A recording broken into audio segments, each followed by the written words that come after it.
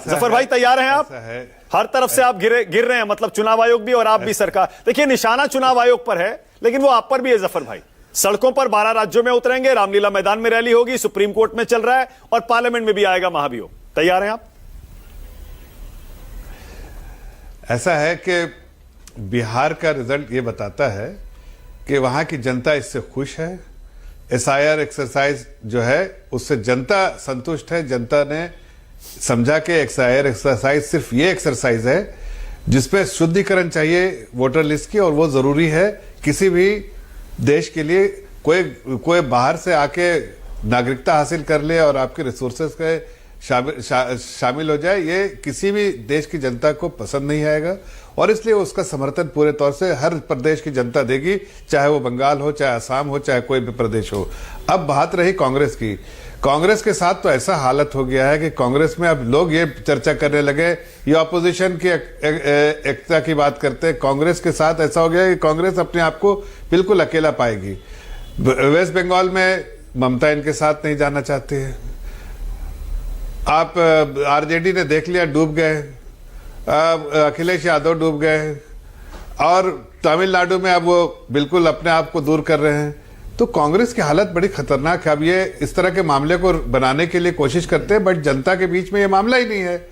आप जनता कैसे सपोर्ट मिलेगा? आप ये निकालेंगे, इनके लोग भी नहीं आ पाएंगे, पूरे लोग, इनके लोग खुद ही कन्विंस नहीं है। आपस में जो है ना कलह रहेगा। अभी देखिए, अभी कम से कम देखिए कैसा गैप है।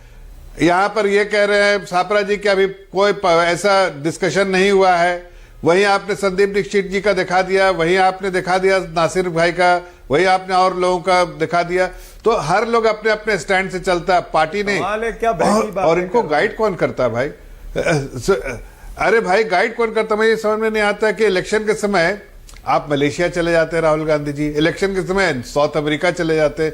आपने कभी सोचा है कि कोई पार्टी का सबसे बड़ा फेस, जिनको इन लोग बना के फेस, जनता के बीच में नहीं, पार्टी का बोल रहा हूं, पार्टी का सबसे बड़ा फेस, जनता का नहीं, वो जो है इलेक्शन के बीच में घूमने चले जाए तो बाकी लोग क्या करेंगे भाई? लीडर ही नहीं है अगर आपका सामने। वो यूनिवर्सिटी में बात कर, भाई वोटर्स यहाँ यूनिवर्सिटी में बात करके क्या करोगे? उत्तर देना चाहूंगा। तो हालात इस तरह से, या तो मैं एक मिनट सुन लीजिए, पहले बात में जवाब देते, बेचैन मत होइए। नहीं सुन लीजिए, अभी तो शुरुआत की, अभी तो बहुत कुछ गर्दा उड़ा, बिहार में गर्दा उड़ा, वैसे ही गर्दा उड़ेगा। अभी सुनिए, हकीकत यह है कि कोई बात नहीं, गर्दा उड़ा, बीजेपी का गर्दा उड़ने वाला एक ही बात भाई पर। अरे चरण सिंह साफरा साहब, ऐसा सुनिए, पहले आपके बीच में टोका नहीं था, हमें समझ रहा है आप परेशान हो रहे हैं, लेकिन सुन लीजिए पूरी बात अपने बारे में, आपके बारे में जितना देर से। तो मैं ये कह रहा हूं कि आप वक्त ले लीजिएगा जवाब देने के लिए। मैं ये कह रहा हूं कि हकीकत यह है कि आज कांग्रेस अलग थलग अपने को पा रही, इसलिए कि इनके मुद्दे जो है ना वो जनता के बीच में रेजोनेट नहीं करते, जनता उनसे रिलेट नहीं करती, इसलिए आशीर्वाद भी नहीं देती है, और ना इनके साथ जो है जो कोई भी तरह का सपोर्ट देती है। और इसकी वजह से एक और जनता में शक है। हाँ, जनता में एक शक है कि आखिर बाहर की ताकतें क्या यहाँ पर इन लोगों को उस्काती है, उस्काने के लिए कुछ मदद कर रही है। अच्छा जफर भाई एक सवाल, बाहर की ताकतें तभी तो बाहर में जाके बैठते हैं। हाँ ठीक है जफर भाई सुनिए, मैं ये सोच रहा हूं कि आपको क्या एक पूर्व सांसद होने के नाते, देश का एक जिम्मेदार नागरिक होने के नाते, रूलिंग पार्टी के नेता होने के नाते, स्पोक्स पर्सन होने के नाते आपको चिंता होती है क्या कि इलेक्शन कमीशन पर इतने प्रहार पिछले 5, 7, 10 साल में, 11 साल में हुए, उतने पहले कभी नहीं हुए, और अब देखिए ये प्रहार कम नहीं हो रहे हैं, बढ़ते जा रहे हैं। जैसे मैंने कहा ना, अब 3-4 तरफ से इलेक्शन कमीशन को घेरने की तैयारी हो रही है, जो उसकी प्रतिष्ठा, क्रेडिबिलिटी पर सवाल उठ रहे हैं बार बार। आपको फिक्र नहीं हो रही है क्या?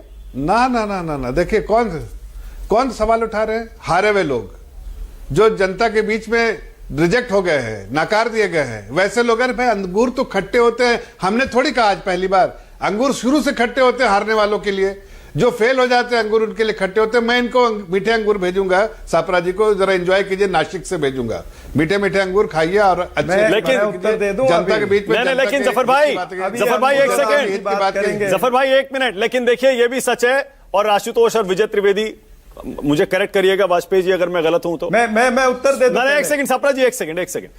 ये इम्पीचमेंट, महाभियोग प्रस्ताव, कभी चुनाव आयोग, कभी कोई जज, कभी कोई, ये जितना हमने 10 साल में सुन लिया ना जफर भाई, उतना पहले कभी नहीं सुना, कभी नहीं हुआ ये सब। मानते हैं ना जफर भाई आप? ये नहीं ऐसा है कि नहीं नहीं ऐसा है कि पहले ये लोग जो है इनके ऑपोजिशन कोई नहीं था, जो मर्जी चाहे कर रहे, एक बार सरकार को आर्टिकल 356 को इन्वोक कीजिए, गिरा दीजिए। आज के दिन में इनके सामने एक चट्टान जैसी पार्टी खड़ी हो गई है, जनता के सपोर्ट से, समर्थन से, आशीर्वाद से।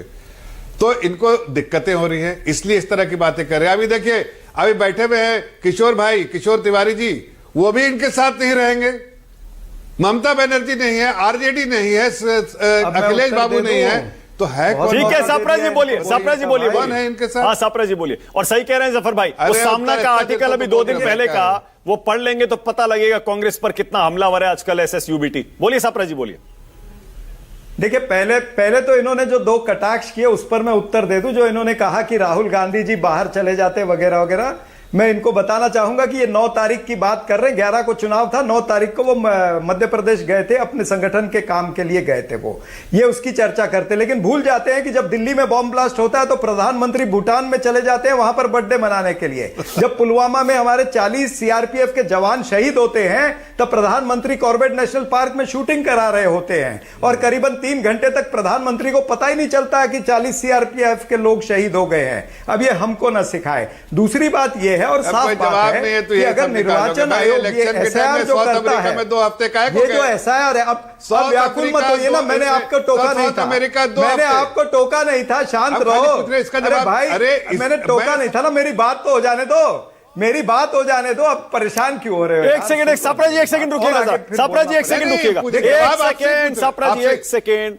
मेरे पास एक ब्रेकिंग न्यूज आ रही है, मेरे पास एक ब्रेकिंग न्यूज आ रही है। 1 मिनट रुकिएगा प्लीज, 1 सेकंड रुकिएगा, 1 सेकंड। जरा अपने कंट्रोल रूम को कहूंगा, जरा असाइनमेंट डेस्क से पूछकर इस खबर को कंफर्म भी करिएगा। मेरे पास खबर आ रही है कि नीतीश कुमार ने अपने मंत्रियों में विभागों का बंटवारा कर दिया है और गृह विभाग उन्होंने छोड़ दिया है। होम मिनिस्ट्री अब सम्राट चौधरी के पास रहेगी। सम्राट चौधरी का कद यानी इस सरकार में कितना बढ़ गया है, बीजेपी का कद कितना बढ़ गया है, यह खबर मेरे पास आ रही है। इसकी पुष्टि अभी थोड़ी देर में इसकी पुष्टि कर देता हूं मैं, उस पर लौटेंगे हम खबर पर। अब जरा किशोर तिवारी एक कमेंट आप करिएगा, उसके बाद आगे भी जा रहा हूं। 1 मिनट, मैं पूरा कर लूं, 1 मिनट। अच्छा बोलिए, जल्दी से बोलिए सापरा जी, 10 सेकंड में जल्दी से बोलिए। अब साउथ अमेरिका क्यों गए थे पूछिए जरा। साउथ अमेरिका क्यों गए थे इलेक्शन के बीच में, जरा पूछिए। वो ऐसा है, कौन सा कॉन्स्टिट्यूशनल पोजीशन है, परेशान मत हो, बात तो सुन लो, जवाब देना पड़ेगा। अरे साउथ अमेरिका एसआईआर जो है स्पेशल इंटेंसिव रिवीजन नहीं है, स्पेशल इंटेंसिव रिगिंग हो रही है। जब स्पेशल इंटेंसिव रिगिंग होगी, जब वोट चोरी इंस्टीट्यूशनलाइज होगी, जब अंपायर जो है बीजेपी का गोलकीपर बन करके खड़ा होगा, तब निश्चित रूप से विपक्ष अपनी आवाज उठाएगा और लोकतंत्र। ठीक है, ओके किशोर तिवारी, किशोर जी को लाइए जरा।